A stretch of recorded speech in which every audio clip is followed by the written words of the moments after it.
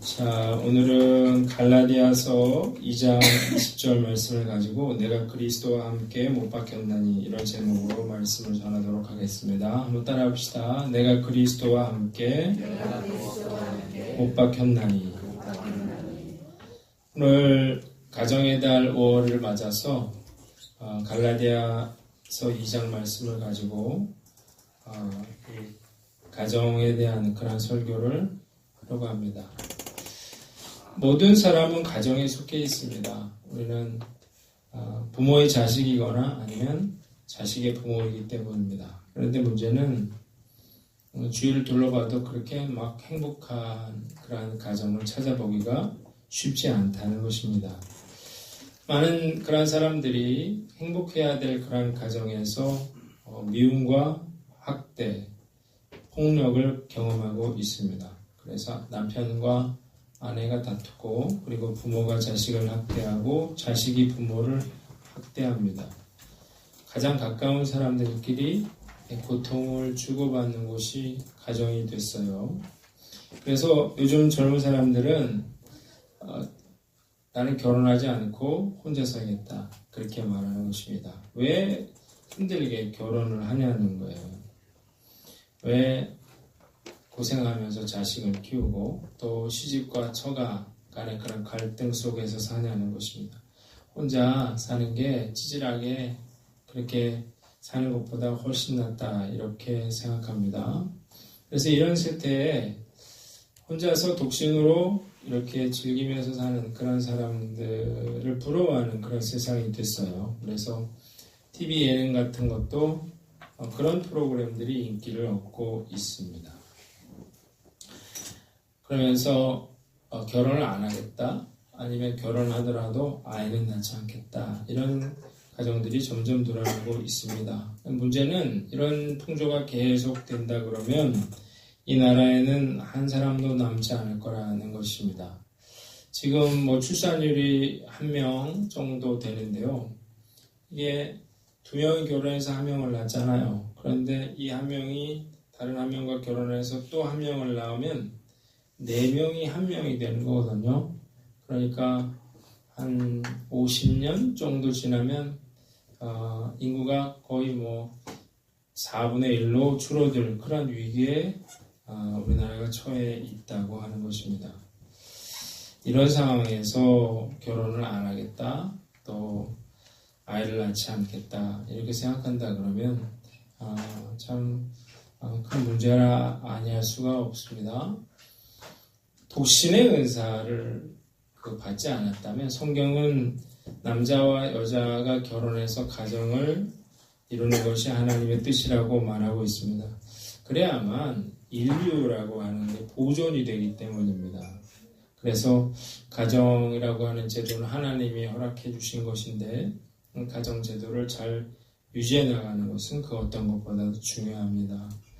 저는 오늘 이 가정주의를 맞아서 어떻게 우리가 우리 가정을 잘 이끌어 갈 것인가에 대해서 한번 말씀을 나눠보려고 해요. 여러분들이 말씀을 들으시고 힘을 얻어서 우리의 가정을 잘 지켜내는 저 여러분들 되시기를 주님의 이름으로 축원합니다.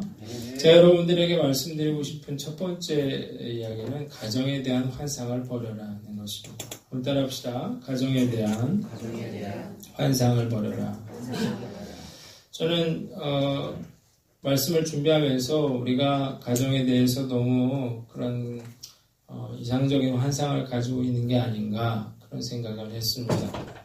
TV를 보면 막 이렇게 할아버지 할머니가 막 웃고 있습니다. 아빠와 엄마가 막 웃고 있어요. 애들이 막 즐거워하고 있는 그런 모습을 보여주고 있습니다. 저는 그런 가정, 그런 장면, 물론 CF거나 TV에 나오는 영상이지만 저런 가정은 얼마나 될까 그런 생각을 해보게 됩니다. 주변에 정말 행복하기만 한 가정이 있을까요? 우리가 찾아볼 때 과연 아무 문제도 없이 계속 행복한 그런 가정이 있나 하는 것입니다. 많은 가정들이 겉으로는 멀쩡해 보이지만 그러나 들여다보면 부간의 불화가 있습니다.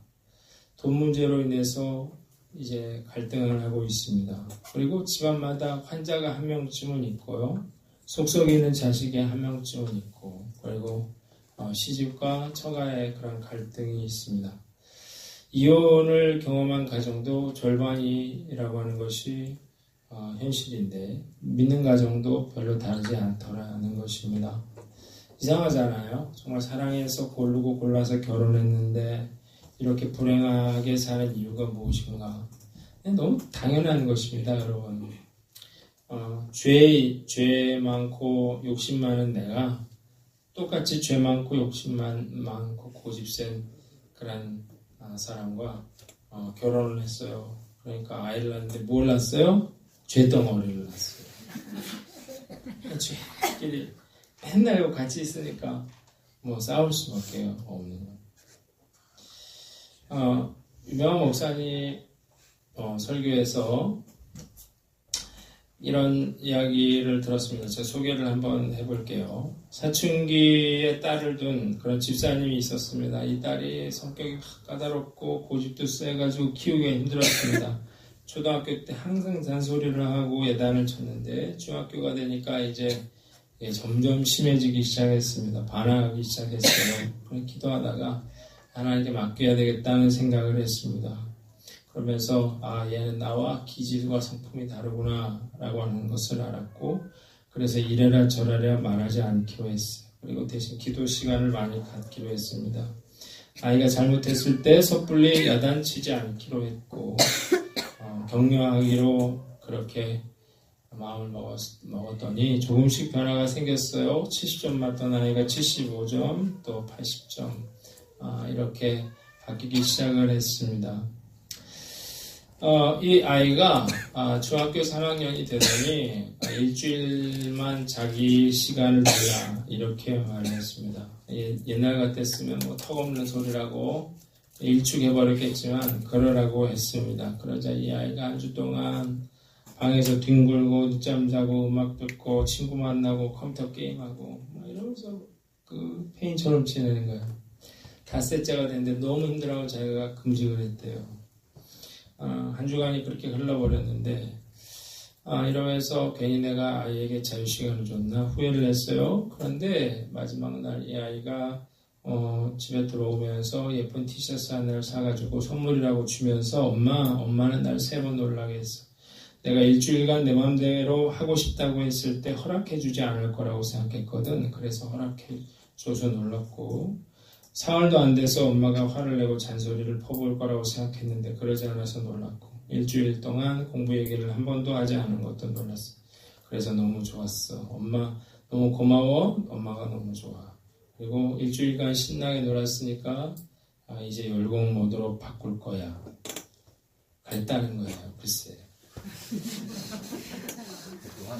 이렇게 되면 얼마나 좋을까. 그런 얘기를 들으면 은혜를 받아야 되는데, 그러면 나는 기도했는데 애가 더 개판인데 어떻게 할 거예요. 여러분, 제가 말씀드리고 싶은 게 뭐냐면요, 우리가 너무 그런 이상적인 환상을 가지고 있어서 나는 참 불행하구나, 내 결혼 생활은 참 불행하구나, 이렇게 생각하며 우리가 살아갈 수 있다는 것입니다. 왜냐하면 제가 성경을 묵상하면서 깨달은 게 뭐냐면요, 성경의 그런 믿음의 사람들의 가정은 행복했냐는 것입니다. 아니, 한번 보세요. 제 증거를 대겠습니다. 아브라함은 어떤 사람이죠? 믿음의 조상. 믿음이 얼마나 좋았으면 모든 사람들 중에서 최고라는 거예요. 그래서 누구를 바쳤어요? 아들 이삭을 제물로 바칠 만큼 믿음이 좋은 사람이었습니다. 이 사람의 가정은 어땠을까요? 아브라함은 이제 그 창세기 12장을 보면요, 믿음으로 본토 친척 아비집을 떠났어요.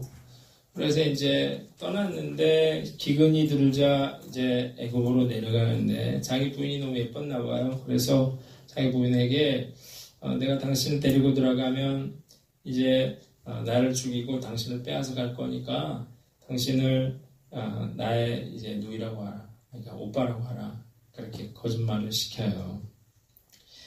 자, 그런데 이래서 이제 위기에 처하게 되는 거죠. 바로와 고관들이 보고 그 여인을 바로의 궁으로 이끌어들였어요. 그리고 뭘 줬어요? 양과 소와 노비와 암수, 나귀와 낙타를 주고 자기 아내를 빼앗아갑니다. 자, 그러니까 하나님이 어떻게 했어요? 하나님이 나타나셔서 바로야 너 그러다 죽는다 이러니까 놀라가지고 이제 불러가지고 돌려보내게 되는데 이 사라 입장에 생각을 해봐서 얼마나 참 한심하겠나. 그런데 놀라운 건 뭐냐면 이런 일이 한 번 있었던 게 아니라 두 번이나 있었다는 것입니다. 창세기 20장에 이번에는 그랄 왕 아비멜렉에게 사라를 빼앗겼다. 똑같은 거짓말을 했다가 빼앗기거든요. 남편이 참 한심하기도 한 이런 아브라함이라는 것입니다. 그리고 더 힘들었던 것은 이스마엘의 출생이에요.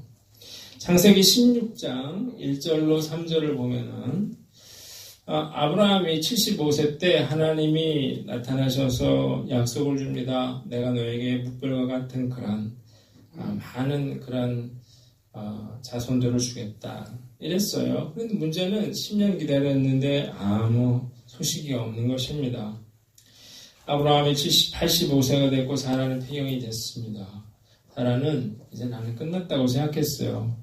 믿음이고 뭐고. 그래서 이 아브라함에게 뭐라고 말을 합니까? 내 몸종 하갈을 줄 테니까 그와 동침해서 아들을 낳아달라. 그렇게 이야기를 했어요. 그래서 이걸 받아들이게 됩니다. 그래서 하갈이 아브라함과 동침하여 아들을 낳아요. 그게 이스마엘인데 이렇게 임신을 하고 이러니까 이제 문제가 생기는 것입니다. 4절로 6절을 보니까 어떻게 됐어요? 임신함을 알고 여주인을 멸시했다고 했어요. 화가 났어요, 사라가. 그래서 뭐 말도 안 되는 이야기를 하는 거죠.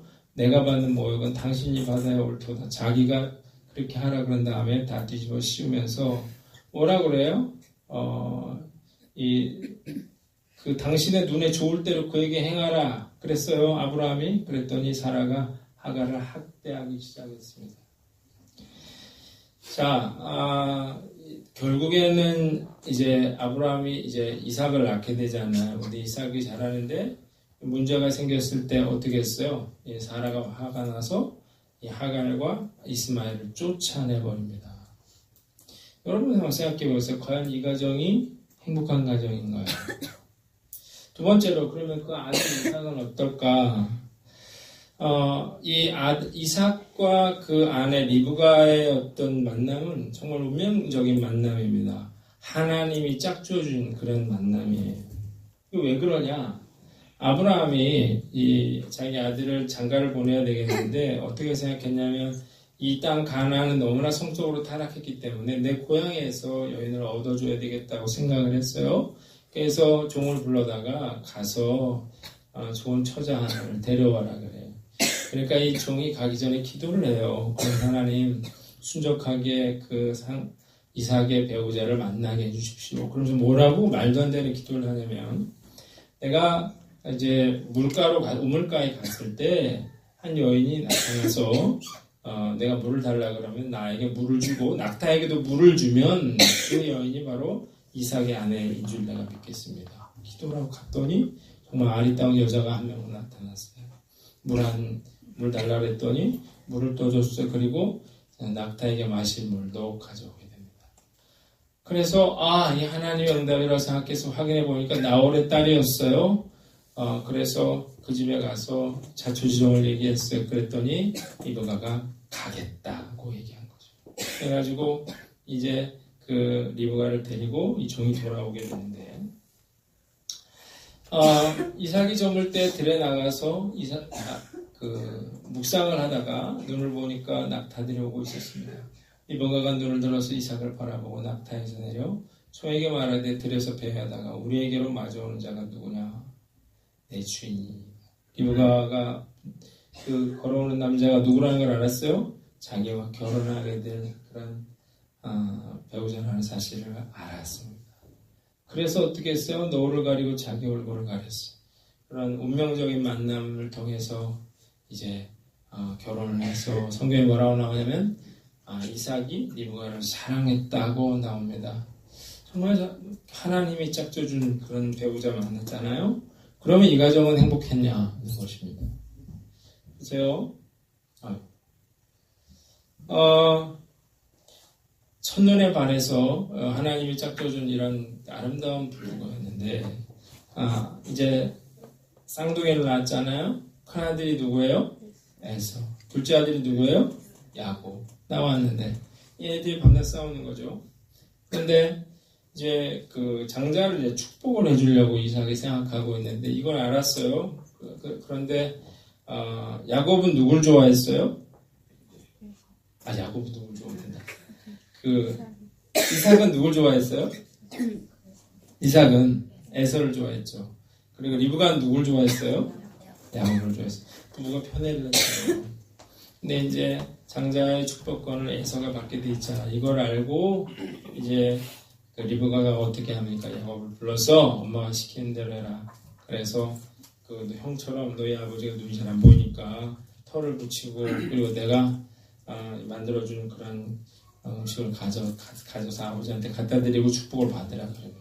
에서는 이제 사냥을 하러 갔는데 그래서 이제 의심이 갔지만 뭐 그 말 믿고 다 축복을 해줬다고요. 그런데 에서가 나중에 사냥을 해서 와서 보니까 나 축복을 해주십시오 그랬더니 넌 누구냐 이런 거죠. 이미 에서가 축복을 받아갔다는 것입니다. 그제서야 뭘 알았어요? 야곱이 나를 속였다는 사실을 알고 울기 시작했어요. 막 통곡을 하면서 울고 뭐라고 했냐면 아버지가 돌아가실 때가 됐는데 아버지 돌아가시면 내가 야곱을 죽이겠다. 이 이야기를 누가 들었어요? 엄마가 들었죠. 그래서 리브가가 뭐라고 합니까? 하루아침에 내가 두 아들을 이룰 수는 없다면서 야곱을 자기 외삼촌 라반의 집으로 야반 도주를 시키게 됩니다. 자, 이 결정은 참으로 불행하게도 그 리브가와 야곱의 그런 마지막이었어요. 리브가는 전혀 그렇게 생각하지 않았을지 모르겠지만 야곱과 리브가는 다시 만날 수 없게 됩니다. 여러분 생각해 보세요. 이삭이 리브가에 대해서 어떤 그런 마음을 가졌을까요? 에서가 자기 엄마에 대해서 어떤 마음을 가졌을까요? 에서가 그 형에 대해서 야곱은 형을 얼마나 무서워했을까? 이런 가정이었다는 것입니다. 자, 마지막으로 야곱인데 야곱은 뭐 말할 필요도 없어요. 야곱은 이 세상에서 제일 불행한 사람이다. 그렇게 말하고 있어요. 그 이유가 뭐죠? 부인이 넷이었어요. 그래서 그런 거죠.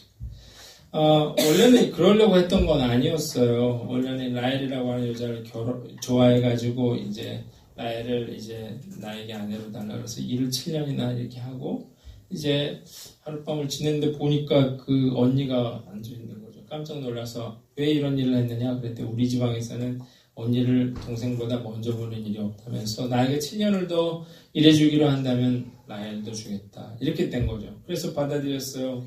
그래서 라헬과 레아를 데리고 도합 14년을 이제 살게 되는데 둘이 하나 경쟁을 하는 것입니다. 애를 막 레아가 낳고 라헬은 못 낳고 이러니까 라헬이 화가 나서 어떻게 했습니까?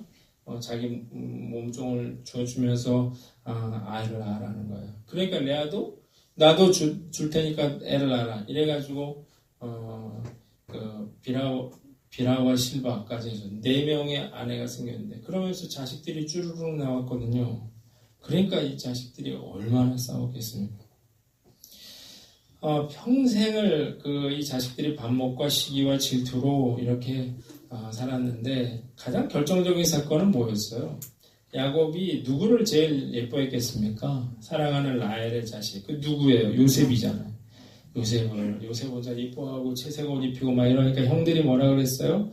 자꾸 꿈을 꾸는데 뭐 해와 달과 11별이 절한다니까 내가 널 죽여버리겠다 이렇게 되는 거죠. 그래서 실제로 요셉을 죽이려고 했다가 이제 애굽에 팔아넘기게 되고 그가 가졌던 그런 채색 옷을 막 찢어가지고 피를 묻혀서 아버지에게 보여주면서 아버지 이 흉악한 짐승이 요셉을 죽였습니다.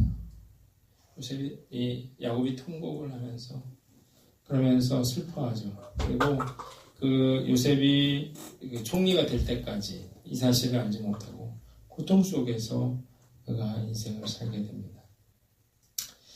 그래서 바로 왕이 나중에 이제 그 야곱의 가정을 불러오라고 하잖아요. 그런 다음에 너 나이가 몇이냐 그럴 때 야곱이 뭐라고 하냐면 내가 험악한 세월을 보냈습니다. 그런 이야기를 하는 것입니다. 여러분 뭘 느낍니까? 믿음의 조상 아브라함, 이삭과 리브가 하나님이 중매했는데, 그리고 12지파의 이 야곱의 가정. 저는 이 성경을 생각하면서 절대 행복하고 또 아무 문제 없고 잘 되기만 하는 가정은 없다는 사실을 저는 깨달았습니다. 기도원에 제가 기도를 하러 갔는데요. 기도를 하러 갔다가 이렇게 나무들을 보게 됐습니다. 무심코 봤는데 그 나무들이 막 흔들리고 있는 것입니다. 멀리서 볼 때는 그냥 산이었어요. 그 모습이 보이질 않았는데 가까이 가서 보니까 나무가 바람에 막 흔들리고 있는 것입니다. 제가 이걸 보면서 깨달았어요. 나무가 겉으로 보기에는 멀쩡해 보이는 것 같지만 이렇게 흔들리고 있는 것처럼 행복해 보이는 가정도 사실은 이런저런 문제들로 인해서 이렇게 흔들리고 있다는 사실입니다. 자, 여러분 착각하지 마시기 바랍니다. 이 세상은 천국이 아니에요. 보아라 즐거운 우리 집. 이 즐거운 우리 집은 이 세상에 있는 집이 아니에요. 천국에 있는 집을 말하는 것입니다. 우리가 살고 있는 세상은 끊임없는 그런 경쟁을 요구받는 세상, 사회고요. 그리고 우리의 죄성으로 인해서 서로에게 고통을 주고 있습니다. 경제적인 어려움이 있고요. 또 우리 가정에 실직이 일어날 수도 있고 사고나 질병으로 어려움이 생길 수 있습니다. 자녀가 문제를 일으키거나 사랑하는 가족의 죽음을 맞을 수도 있습니다. 여러분들에게 아직 일어나지 않았다면 우리가 알아야 될 것은 뭐예요? 우리에게도 이런 일이 일어날 것이라는 것입니다. 이게 우리의 현실입니다. 그러니까 우리의 가정에 아무 문제도 없고 너무 사랑으로 가득한 그런 가정을 만들겠다고 생각하는 것은 착각이에요. 저는 이 사실을 아는 것만으로도 큰 위로가 된다고 생각합니다. 믿음의 가정도 흔들리면서 가는 것입니다. 이런저런 어려움을 겪는 것입니다. 우리가 후회하면서 살아가는 것입니다. 그러면서 어떻게 해요? 지금 나에게 주어진 가정을 지켜내는 것입니다. 이걸 깨달아야만 내가 어떤 부담이라든가 자책이라든가 나는 왜 이렇게 불행할까 이런 생각에서 벗어날 수 있습니다. 누구나 다 그래요. 말을 하지 않아서 그렇지 다 어려움이 있고 흔들리면서 이 가정이 유지되고 있는 것입니다. 오늘 사실을 깨닫고 흔들리더라도 여러분들이 이 가정을 잘 지켜나가는 저와 여러분들 되시기를 주님의 이름으로 축원합니다. 그래서 두 번째는요, 그리스도와 함께 죽고 믿음 안에서 살아가는 것입니다. 한번 따라합시다. 그리스도와 함께 죽고 믿음 안에서 살라. 갈라디아서 2장 20절에 내가 그리스도와 함께 십자가에 못 박혔나니 이제는 내가 사는 것이 아니라 오직 내 안에 그리스도께서 사시는 것이라고 했습니다. 우리가 사는 세상은 천국이 아니에요. 우리 가정도 마찬가지입니다. 여러 가지 문제를 벗어날 수가 없습니다. 우리가 흔들리지 않고 우리 가정을 잘 유지해 나갈 수 있는 비결은 뭐냐? 내가 죽어야 한다는 것입니다. 자, 예수님을 믿는다고 하는 건 뭡니까? 내가 죽는다는 걸 말하는 거예요. 내가 죽고 그리고 내 안에 예수님이 사시는 것, 그게 이제 우리가 예수님을 믿는다고 하는 것입니다. 나를 십자가에 못 박을 때 예수님이 사시게 되는데 저는 이걸 뭐라고 표현을 하냐면 내가 예수님을 삶의 왕조에 모시고 산다 그렇게 저는 말을 합니다. 자, 내가 죽고 내가 주인으로 살았잖아요. 내가 하고 싶은 대로 살았잖아요. 그런데 이제는 내가 하고 싶은 대로 살지 않고 예수님의 말씀대로 살려고 노력하라는 것입니다. 여러분들의 가정에 어떤 문제가 있습니까? 여러분들은 우리 집의 모든 문제는 다 남편 때문이야. 우리 집의 모든 문제는 다 아내 때문이야. 우리 집의 그 모든 문제는 다 애 때문이야. 이렇게 생각할지 모르겠습니다.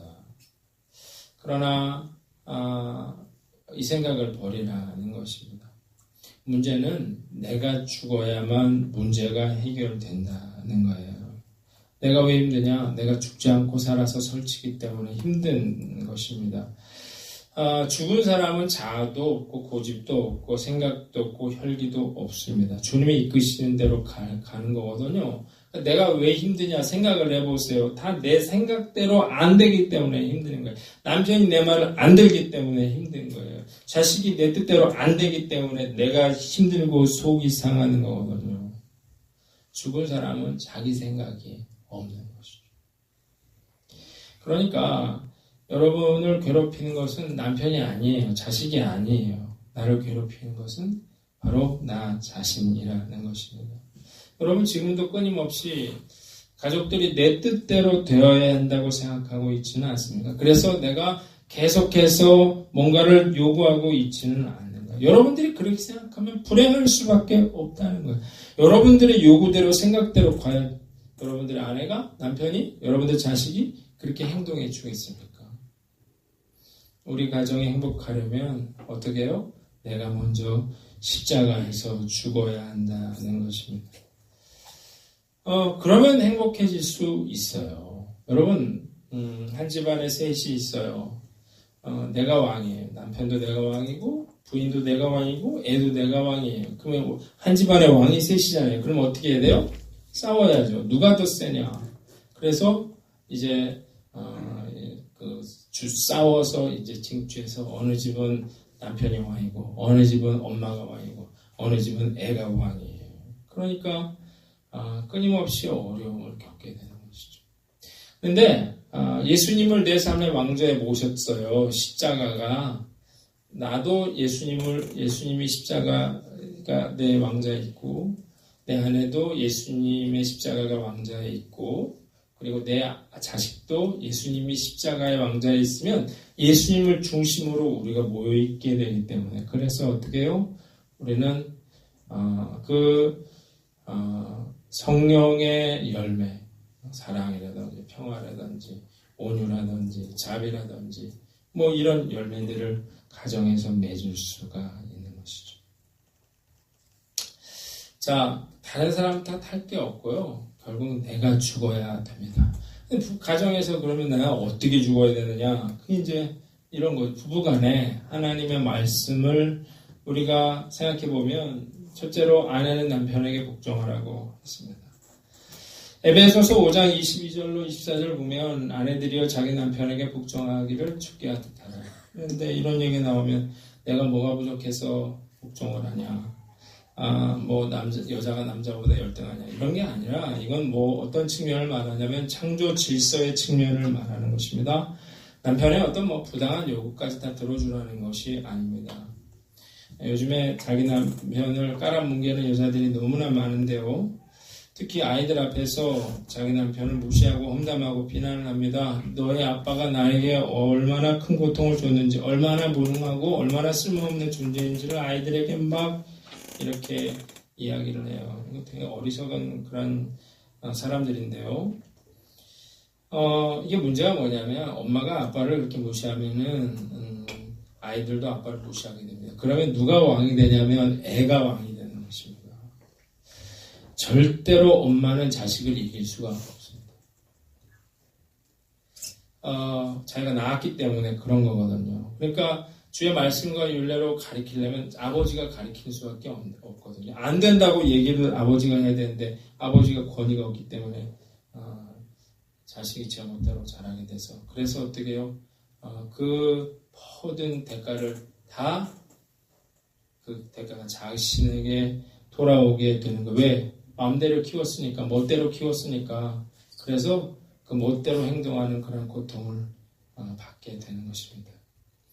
남편에게 복종하라는 말은 무슨 말이냐면 남편을 존중해 주라는 것입니다.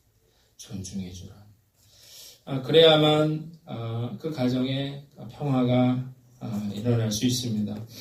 비록 의견이 다를 수 있겠죠. 남편이 실수할 수도 있고 부족할 수도 있겠지만, 그러나 남편을 존중하라는 그런 말씀을 우리는 귀 기울여 들어야만 한다는 것입니다. 남편들은 뭐라고 했어요? 아내를 사랑하라고 했는데 어떻게 사랑하라고 했습니까? 두 가지예요. 첫째, 그리스도께서 교회를 사랑하신 것 같이 사랑하라 그랬습니다. 그리고 두 번째는 뭐예요? 아내를 자기 몸처럼 사랑하라. 그러니까 똑같은 거예요. 아내가 남편한테 복종하냐? 남편들이 아내를 사랑하나? 이건 결국 같은 것입니다. 교회를 사랑하신 것처럼 남편이 아내를 사랑하려면 죽어야 되는 거죠. 자, 이 많은 남편들에게 물어보면 자기는 아내를 사랑한다 그래요. 근데 아내들에게 물어보면 화를 내요. 그 얘기를 하면. 그게 왜 그러냐면, 저는 이해를 하겠어, 남자니까. 내가 아내를 사랑하죠. 근데 이제 아내가 뭐 좀 해달라 그러면 그거는 안 들어주는 거죠. 귀찮아서 하기 싫으니까. 그러니까 싫어서 안 해주고. 이러니까 아내들은 그 사랑한다는 말을 안 믿는 것이에요. 네가 날 사랑하면 내가 원하는 걸 해줘야지. 이런 생각을 하게 되는 것이죠. 자기 몸처럼 사랑하라 그랬잖아요. 이기적으로 자기만 알고 이렇게 행동하니까, 그러니까 미움이 쌓이는 거죠.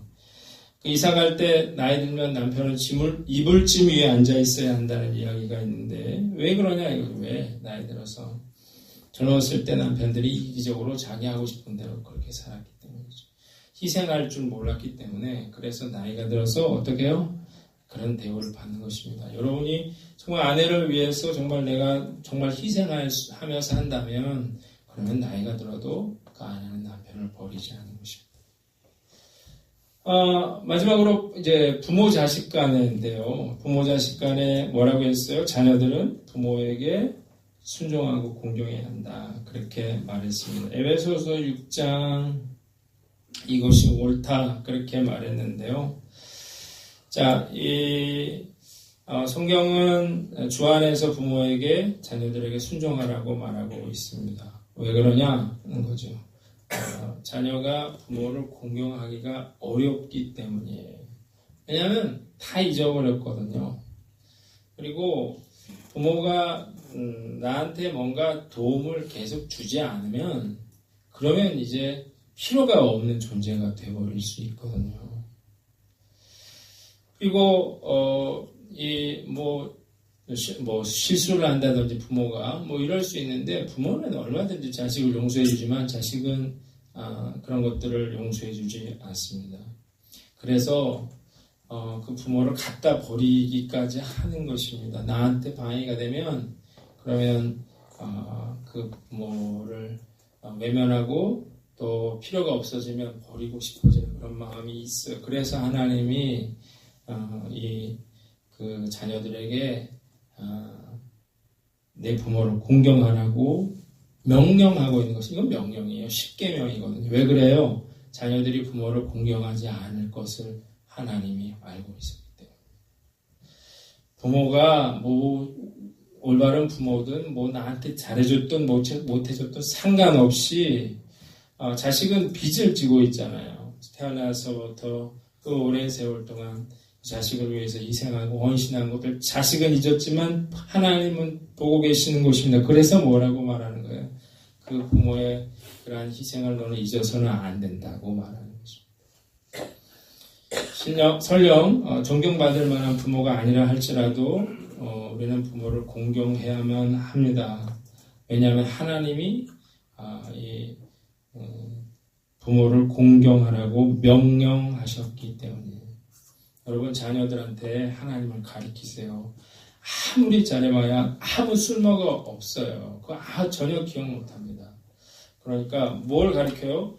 말씀으로, 믿음으로 가르치면, 하나님이 부모를 공경하라 그랬으니까 애들이 부모를 억지로라도 공경하는 거죠. 하나님이 없는, 하나님을 모르는 자식은 필요 없어지면 그 부모를 돌보지 않게 되는 것입니다. 여러분, 여러분들의 자녀들이 여러분들을 보고 있습니다. 뿌린 대로 돌아온다고 했어요. 말씀대로 순종하는, 그래서 행복한 가정을 이루는 저 여러분들 되기를 바랍니다. 마지막으로 아비들아 너희 자녀를 의욕하지 말고 교훈과 훈계로 양육하라고 했습니다. 에베소서 6장 4절을 보면 이런 내용이 있는데요. 이제 사랑하는 그 부모 자식 간에 피를 나는 그런 혈육 간에 참 상처가 많단 말이죠. 그건 왜 그러냐면 부모가 자식을 원칙이 없이 그렇게 대했기 때문이에요. 자식을 인격체가 아니라 소유물로 여기고 자기 마음대로 아이들을 대하는 거죠. 늘 비교하고 약속을 안 지키고 원칙이 없이 화를 냈다. 똑같은 잘못을 했는데 어떨 때는 화를 내고 어떨 때는 용서를 해주고 이렇게 되면서 기분이 나쁘면 때리고 부모가 잘못하고도 사과하지 않고 모욕과 수치감을 주고 이러면 어떻게 되냐면 아이들 마음속에 분노가 쌓이게 됩니다. 이것은 맹수를 키우는 것과 같은데 지금은 힘이 없고 돈이 없기 때문에 참고 있지만 기회가 되면 반드시 복수하겠다고 생각하고 있는 것입니다.